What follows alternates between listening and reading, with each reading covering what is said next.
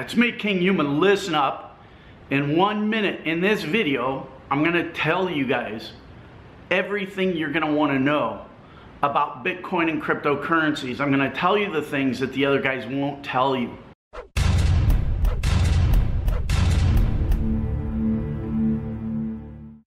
They have a hidden agenda. There's a lot of people with hidden agendas out there right now pushing different cryptocurrencies, different cryptocurrency programs. This is what you need to know in a nutshell. And this will keep you from getting into painful situations, and it's also going to make you some dough. So here's what's doing. This is what I want you guys to realize. There's the good, the bad, and the ugly when it comes to cryptocurrencies, Bitcoin, and investing. Now, if you want to do it right, you have to know the psychological dynamics of humans, because we're dealing with markets. And remember, anytime you go into an investment market, there's two basic things that drives that market: fear and greed. And those are human traits. So now, having said that, let's get into the whole dynamics of cryptocurrencies and what's doing. Okay, so what I want to give you guys, the good thing and the bad thing about investing in Bitcoin right now, is that it's difficult to do. The process of buying Bitcoin is difficult, but that's actually a good thing. It works in our favor, because what it means is the lazy, stupid idiots won't go through the process. And that means guys like you and I that take action, we're action takers, and go through the process, will be the ones to benefit. Now remember, 7 years ago, if you had gone through the process, if you had gone on and you've verified your account and you got into a place where you could have bought Bitcoin, if you would have bought Bitcoin 7 years ago, just a $5 investment would be worth over $4.4 million today in fiat currency.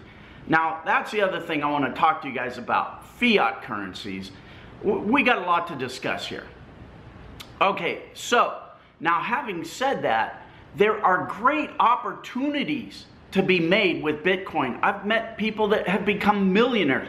People have become billionaires with Bitcoin and cryptocurrencies. But you got to know what you're doing, and you got to be careful. You know, there's a thing out there called FOMO, fear of missing out. Don't be a FOMO to the point where you make mistakes. It's okay to be a FOMO, get motivated and get into the right cryptocurrencies and do your homework and figure things out. But if you're just going to FOMO and go nuts and buy whatever gossip you hear on the internet, you're going to get FOMO'd in the bummo, is what's going to happen. Okay, so basically what I'm telling you guys is you got to do your research and always look at the source of information, you know, because these guys, like I say, they got hidden agendas. Now, I want to talk to you guys about getting into Bitcoin now, because personally, I think there's only going to be a 2-year window before this closes up. Now, what I mean by that is this new form of currency threatens the status quo. And when I say status quo, I'm talking about the government and the plutocrats. Now, both of these big money situations, plutocrats and the government, want you to stay a wage slave. So this new currency that's making people independent is going to be a real threat to them, and they're going to close it down. One of two things is going to happen. Either the government is going to shut it down and say, okay, no more of this, or the big Wall Street guys are going to step in, and once that happens, they're going to lock it up with so many rules and regulations that they're going to be the only ones to benefit, just like they did with Wall Street. So get in on it now and prosper, because you got basically 2 years. That's my opinion. Now, maybe I'm full of it, maybe I don't know. I'm just giving you my genius on what I see. They just want to keep you wage slaves. So if something comes along that's going to empower you and give you the ability to become independent, to not just you, but a large quantity of people, the masses, it's going to get shut down. Now, I know a lot of you people are saying, oh, that's bull. That's baloney. Well, it happened before. We've had alternate forms of currency in the past, namely gold. Now, in the 1930s, the government, the president stepped up and said, oh, this is threatening to us. We are making it illegal for citizens to own gold. And that's what they did. They forced everybody to turn in their gold for fiat currency. Now, what's fiat currency? Fiat currency is this junk here. Let me pull out my money clip. This is fiat currency. Oh, shit, I just dropped a shit ton of money on the floor.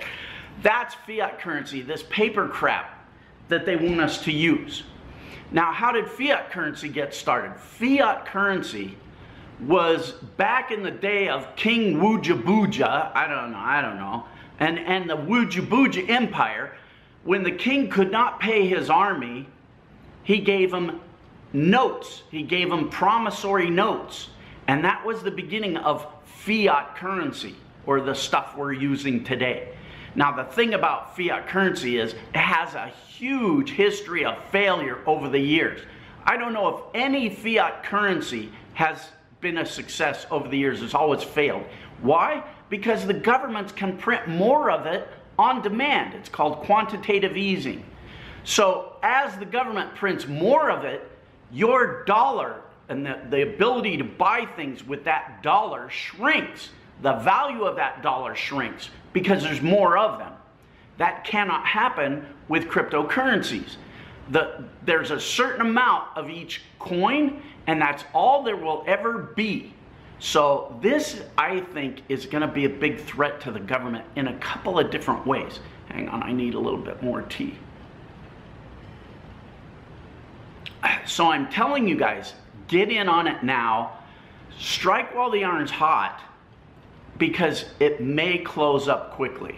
Okay, this is just a little primer. I'm going to make a more in-depth video series on this and explain everything you need to know, the things that these other guys, these other chuckleheads aren't going to tell you. So keep an eye out. Booyakasha. Donate a few of your fiat currency bucks, your worthless fiat bucks, to help a sick kid at St. Jude's Research Hospital for Kids. What could be better? Booyakasha. Maximum respect. Bayanara.